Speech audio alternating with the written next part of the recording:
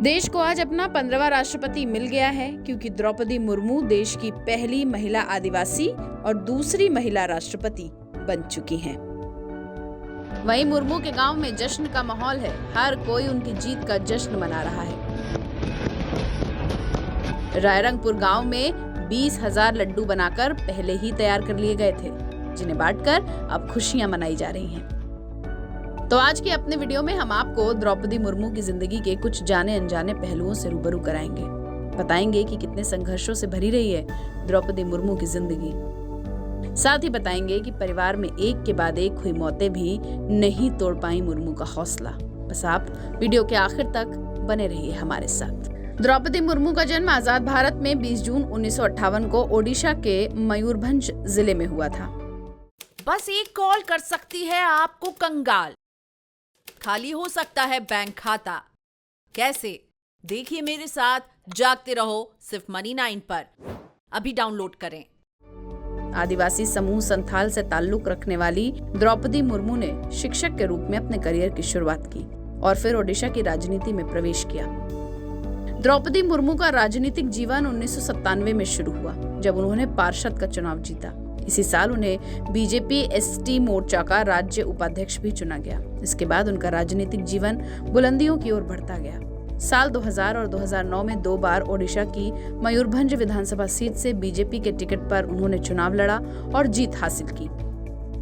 बीजू जनता दल की गठबंधन वाली सरकार में वो मंत्री रहीं। इसके बाद वो झारखंड की पहली महिला राज्यपाल बनाई गई। इस पद पर वो 2015 से 2021 तक रहीं और अब वो देश की पहली आदिवासी महिला राष्ट्रपति बन चुकी हैं। द्रौपदी मुर्मू का निजी जीवन काफी उतार चढ़ाव भरा रहा है। पढ़ाई में अव्वल होने की वजह से ग्रेजुएशन करने के लिए वो भुवनेश्वर पहुंची। अपने गांव से भुवनेश्वर पहुंचने वाली वो पहली लड़की थी। इस दौरान उनकी मुलाकात श्याम चरण मुर्मू से हुई। श्याम भी उन दिनों भुवनेश्वर में ग्रेजुएशन कर रहे थे।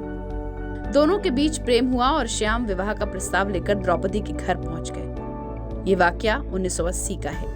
द्रौपदी के पिता को मनाने के लिए वो 3 दिन तक उनके गांव में ही डटे रहे। हालांकि पिता को ये रिश्ता मंजूर नहीं था, लेकिन परिजनों और गांव वालों के दबाव में आकर उन्होंने हाँ कर दी। अब बात आ पहुंची दहेज पर, तो तय हुआ कि दहेज में 1 गाय, बैल और 16 जोड़ी कपड़े दिए जाएंगे। इस पर द्रौपदी के घर वाले राजी हो गए।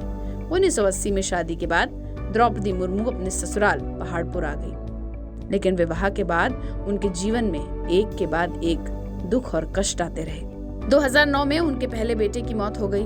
बेटे की मौत से द्रौपदी मुर्मू को सदमा लगा और वो डिप्रेशन में चली गई। बेटे की मौत के गम से उबरने के लिए उन्होंने अध्यात्म का रास्ता चुना। ब्रह्म कुमारी से जुड़ने के बाद वो धीरे धीरे इस गम से उबर रही थी। तभी विधाता ने एक और असहनीय दर्द उनकी झोली में डाल दिया। 2013 में सड़क हादसे के दौरान उनके दूसरे बेटे की भी मौत हो गई। यानी 4 साल के अंदर उन्होंने अपने दोनों बेटों को खो दिया। उनके निजी जीवन में आई ये त्रासदी यही नहीं रुकी। बेटों की मौत के कुछ दिन बाद ही उनकी मां और भाई का भी देहांत हो गया। इन तमाम दुखों को पीछे छोड़कर द्रौपदी मुर्मू आगे बढ़ ही रही थी कि 2014 में उनके पति का भी साथ छूट गया। पति के निधन के बाद द्रौपदी मुर्मू का अपने सामान्य जीवन में लौटना काफी मुश्किलों भरा रहा, लेकिन उन्होंने हार नहीं मानी। योग और मेडिटेशन के सहारे उन्होंने डिप्रेशन से जंग लड़ी और जीत हासिल की। द्रौपदी मुर्मू शिव भक्त हैं और उनकी इसी भक्ति ने उन्हें डिप्रेशन से निकाला। इसके बाद साल 2015 में वो झारखंड की पहली महिला राज्यपाल बनी। मुर्मू को आदिवासी उत्थान के लिए 20 साल से अधिक समय तक काम करने का अनुभव है। ऐसे में निश्चित तौर पर द्रौपदी मुर्मू के रूप में देश को एक ऐसा राष्ट्रपति मिलने जा रहा है जिसके पास राजनीतिक अनुभव का समंदर भी है और जीवन में हर बाधाओं को पार कर आगे बढ़ने का हुनर भी।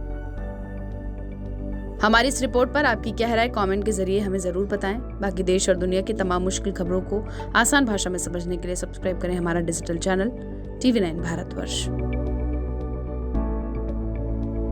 क्या आपका म्यूचुअल फंड सही है? फिर क्यों नहीं हो रही कमाई?